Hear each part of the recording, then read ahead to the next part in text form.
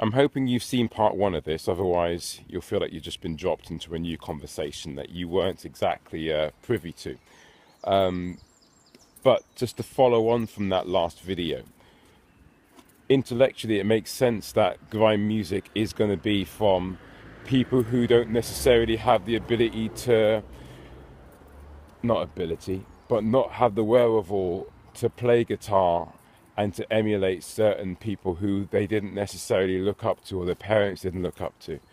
I'm talking about the Pink Floyds or the David Bowies of the world.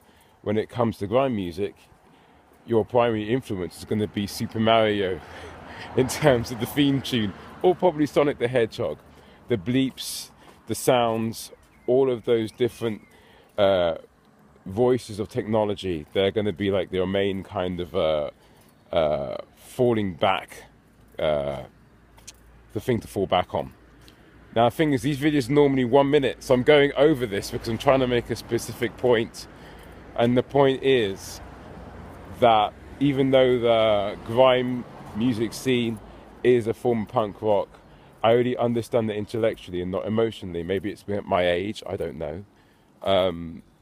But regardless of how the lady who made this point, Sophie, thank you for making this point, regardless of how that was on point and it made certain sense, doesn't mean I can shift my allegiance from liking one form of music to another simply because that is the voice of this generation, as it were. There's so many different voices within this generation. It would be reductive to suggest that there is one generation. Does that make sense? I hope so, because I've gone way over the time I was supposed to for these things to be listened to, apparently. Goodbye.